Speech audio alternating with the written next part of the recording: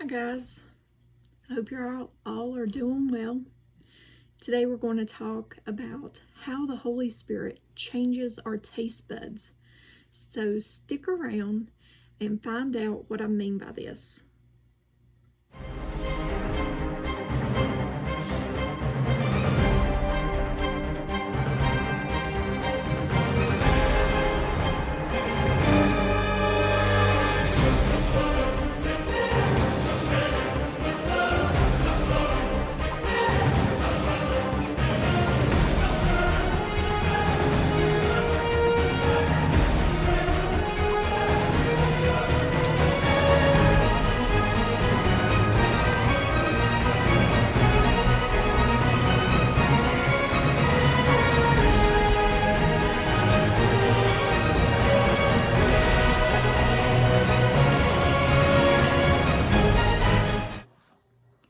Most gracious and precious Heavenly Father, I humbly ask that you forgive me for doing the things my way.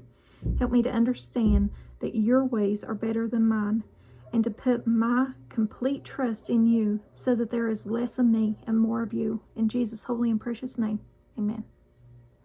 Okay, guys, receiving God's direction and following it are two different things.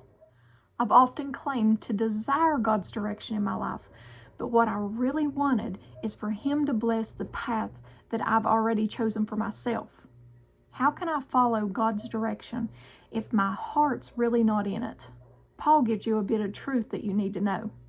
God is working in you, giving you the desire to obey Him and the power to do what pleases Him, and that's in Philippians chapter 2, verse 13. When the new life of the Holy Spirit takes up residence in you, He begins to change your spiritual taste buds. He causes you to understand and desire God's will for you. This means when you are in fellowship with God and remain in His Word, our emotions and understanding will change so that we desire the same thing God desires. No longer do I frantically search for God's will. Now I just desperately search for God. In 1 John chapter 2, verse 4, the term know means to know intimately. To know God in this sense is not to just have a casual relationship with Him, but to know details about Him in a way that's special and specific to just the two of you. John says that the test for determining whether or not we truly know the Lord is if we keep His commandments. And that is in 1 John chapter 2, verses 3 through 6. See, Jesus makes this promise. He who has my commandments and keeps them is the one who loves me. And he who loves me will be loved by my Father. And I will love him and will disclose myself to him. And that's in John chapter 14, verse 21. Surely, this is one of the greatest promises in Scripture. Jesus gives us the key to hearing His voice. Grow in intimacy with Him and obey His words. See, obedience is the key that opens the door to hearing God's still, small voice.